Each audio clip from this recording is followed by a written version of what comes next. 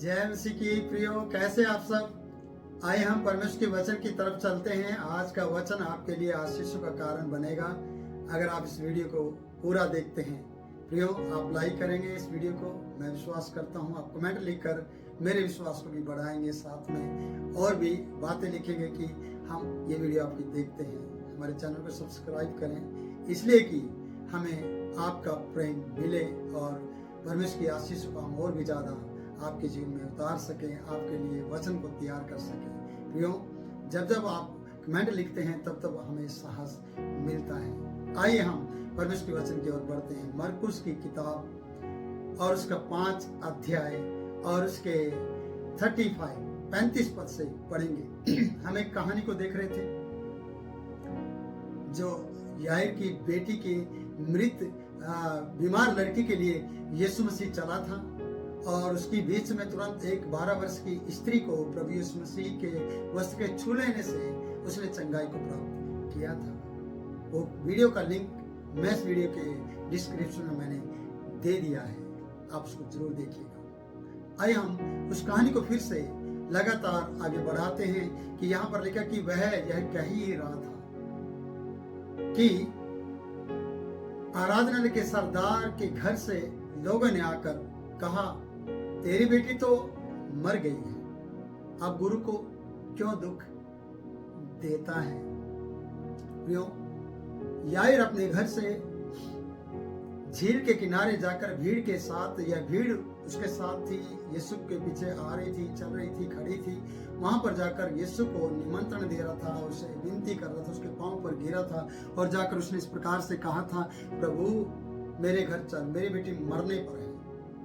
और इसी दौरान भीड़ के साथ यीशु जब चला और ये यीशु के साथ चला और कहते कि रास्ते में किसी स्त्री ने चंगाई पाई। यहाँ पर वचन में बताया जाता है कि याईर की बेटी 12 वर्ष की थी और 12 वर्ष की बेटी मरने पर थी। और जब रास्ते में चलते चलते एक बहन स्त्री ने जो 12 वर्ष की बीमारी से पीड़ित थी, यहाँ बेटी 12 वर्ष की है, यहाँ बीमारी 12 वर्ष की है।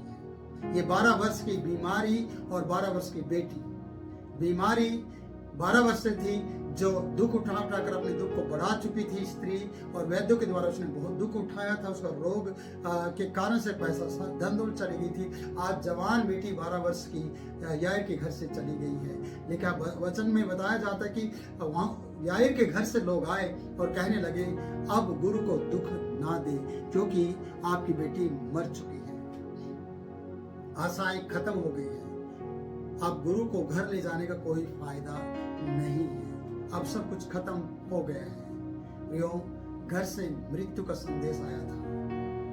लोग मृत्यु का संदेश लेकर आए थे कि आपकी बेटी मर गई है, आप गुरु को दुख ना दें। गुरु दुख उठाने के लिए तैयार है, गुरु आपके साथ चलने के लिए तैयार है, प्रभु यीशु आपके साथ चलने के लिए तैयार है, पर आप बुलाओ तो सही। यहाँ लिखा है कि यीशु मसीह उनके साथ चलता रहा। भीड़ में 12 वर्ष से पीड़ित बेटी ने चंगाई पाई है, 12 वर्ष का दुख उसका चला गया है। यहाँ 12 वर्ष की बेटी मर चुकी है, अब गुरु को दुख ना दे। ये लोगों की कहानी है, लोगों ने कहा है, लोग इस बात के लिए रुकावट बने हैं कि अब कोई फायदा नहीं है। पहले भीड़ 12 वर्ष की से पीड़ित स्त्री की लिए रुकावट थी, आज 12 वर्ष की बेटी मर चुकी है, वहां से संदेश लेकर आए हैं कि अब जाने की जरूरत नहीं है। प्रियो, कब तक आप इस प्रकार के संदेश अपने जीवन में रखेंगे कि वो मर गई है, वो बीमार हो गई है और ये हो गया, वो हो गया। क्या आपके पास वो समाचार नहीं है कि यीशु से चंगा कर सकता है? क्या आपके पास ये समाचार नहीं है कि आप जाकर लोगों को बताएं कि हाँ, कोई डरने की जरूरत नहीं है, प्रभु आएगा और उसे छुएगा और चंगा कर देगा, उसकी सामर्थ्य आएगी और आपके जीवन को बदल देगी। प्रियो, वचन में बहुत सी बातें सीखने को हमें मिलती है। आगे लिखा है 36 में 5 का 36 मरकुस का, जो बात वे कह ही रहे थे, वहां लिखा है वो कह ही रहा था, और जो बात ये कह रहे थे कि उसको यीशु ने अनसुनी कर दिया और आराधनालय के सरदार से कहा, मत डर, केवल विश्वास रख। यीशु ने उनकी मृत्यु का संदेश लेकर आने वाले लोगों की बातों को अनसुना कर दिया। ऐसा में उन पे ध्यान नहीं दिया। और याईर भी इनकी बातों पर ध्यान दे, उसे भी मना कर दिया। सोचने वाली बात नहीं है कि यीशु मृत्यु का संदेश लाने वाले की बातें सुनना पसंद नहीं करता, चुगलखोरों की बातें सुनना पसंद नहीं करता, गाली गलौज करने वाले की बातें पसंद नहीं करता, उन्हें अनसुना कर देता है। आपके पास डरावनी बातें हैं तो उन्हें यीशु अनसुना कर देता है।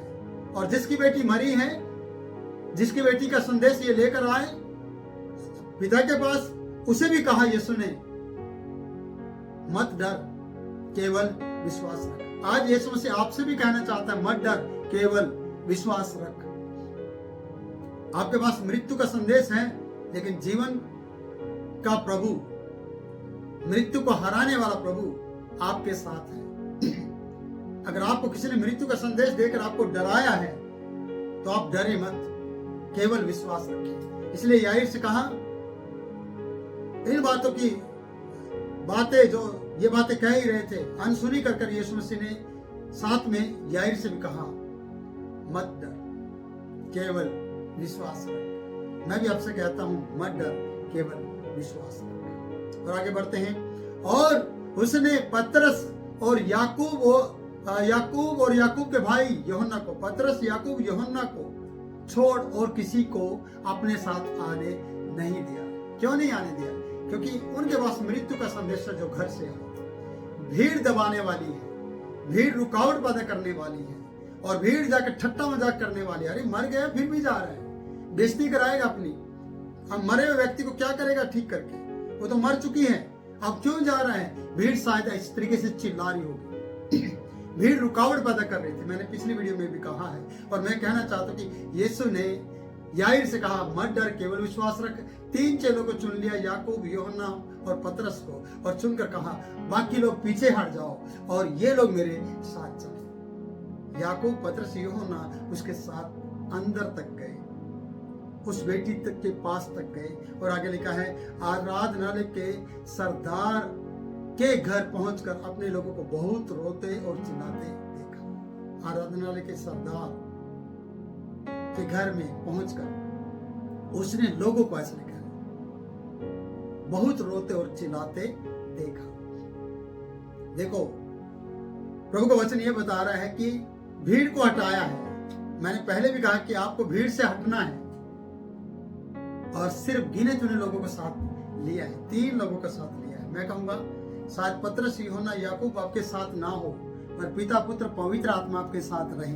3 लोग, पिता, पुत्र, पवित्र आत्मा आपके साथ रहे। पतरस, यूहन्ना, याकूब शायद आपके साथ ना हो। याद रखिएगा, अगर आप पिता, पुत्र, पवित्र आत्मा की मदद लेना चाहते तो पति, पत्नी और बच्चा 3 होते हुए आप यीशु के पास जाएं। अगर आप उससे ज्यादा हैं तो जरूर जाएं और पिता, पुत्र, पवित्र आत्मा 3 लोगों की मदद लें। और आगे पढ़ते हैं प्रियो, आराधनालय के सरदार के घर पहुंचकर उसने लोगों को बहुत रोते और चिल्लाते देखा। उससे पहले मरने पर सिर्फ एक डर था कि यार कहीं मर ना जाए, जल्दी चलो जल्दी चलो। पर बीच में किसी बहन ने चंगाई को प्राप्त किया है, भीड़ ने रुकावट डाली है, और इस तरीके से ये आगे बढ़े हैं, और संदेश आ गया कि वो मर चुकी है। तब यीशु ने छटनी की, भीड़ को अलग किया, याईर को साथ किया, याईर के विश्वास को बढ़ाया, उसे कहा, उनके दूसरों लोगों की बातों को अनसुना किया, उसे कहा केवल विश्वास रख, मत डर और साथ चल। और 3 लोगों को साथ लिया, और भीड़ को रोते हुए देखा।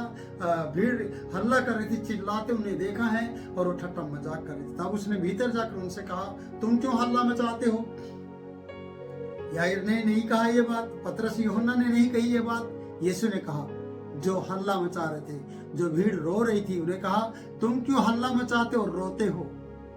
आज की बात आप कह सकते हैं, अगर आपने किसी से गलती से कह भी दिया कि तुम क्यों रोते हो, तो उसने बोला, भाई मर गया इसलिए रोते हैं। और जिंदा था तब आपके हिम्मत नहीं कि आप ऐसा कह सकें। पर यीशु के अंदर वो ताकत है, क्योंकि वो मुर्दों को जिंदा करने वाला परमेश्वर का पुत्र है, वो यीशु है, वो प्रभु है। इसलिए उसने कहा, तुम क्यों चिल्लाते और रोते हो और हल्ला मचाते हो? लड़की मरी नहीं है, याद रखना, लड़की मरी नहीं है, परंतु सो रही है। जीवन ने कही ये बात, यीशु जीवन है, इसलिए उसने कहा लड़की मरी नहीं है, सो रही है। और लड़की इनके नजर में मर चुकी थी, याईर की नजर में लड़की मर चुकी थी, लोगों के नजर में लड़की मर चुकी थी। चिल्लाने वाले और हल्ला करने वाले और बीन बजाने वाले, विलाप गीत गाने वालों की नजर में लड़की मर चुकी थी। क्योंकि संसार के लोग संसार की बाहरी रीति के अनुसार ये देखते कि अब इसकी नब्ज बंद हो गई है, इसका शरीर ठंडा हो गया है, अब इसमें सांस नहीं रहा। उन्होंने पूरी क्वेरी कर ली थी, इंक्वायरी कर ली थी और उन्होंने छानबीन कर लिया था कि लड़की मर चुकी है। और यीशु मसीह उनको ऐसा कहता है, क्यों हल्ला करते हो, क्यों रोते हो, क्यों चिल्लाते हो? लड़की मरी नहीं है परंतु सो रही है। प्रियो, क्या आपका प्रभु आपके लिए भी ये बात बोल दे, आपके रिश्तेदारों के लिए ये बात बोल दे कि वो मरा नहीं है बल्कि वो सो रहा है? अगर मेरे प्रिय भाई, आपका भाई, आपकी बहन, आपकी पत्नी, आपका भाई, बेटा, बेटी मर गया और वो आज आपके साथ नहीं है, तो आज भी प्रभु आपसे कह रहा हूँ, मरा नहीं है परंतु वो सो रहा है। जानते हो क्या मैं क्या कहना चाहता हूँ कि एक दिन वो न्याय आसन के सामने खड़ा होगा, आप उसे भी देखेंगे और वो आपको भी देखेगा। इसलिए इसी बात में ना रहे, अरे वो मर गया, मेरा पति मर गया, मेरा क्या हुआ, मर गया। मरा नहीं, वो सो गया। और आप जाग रहे हो और जागते हुए परमेश्वर को पाने के लिए आपको परमेश्वर ने बुलाया है, यीशु ने बुलाया है कि आप उसके साथ रहकर। आपका पति आपको छोड़कर चला गया तो आप ये सोचेगा कि मुझे यीशु के साथ समय बिताने के लिए मौका मिला है। आपकी पत्नी आपको छोड़कर चलेगी तो आपको यीशु के साथ समय बिताने का मौका मिला है। आपके बच्चे आपको छोड़कर चले गए तो आपको यीशु मसीह के आराधनालय में समय बिताने के लिए मौका मिला है। क्यों नहीं आप भी उसके लिए खड़े हो जाते?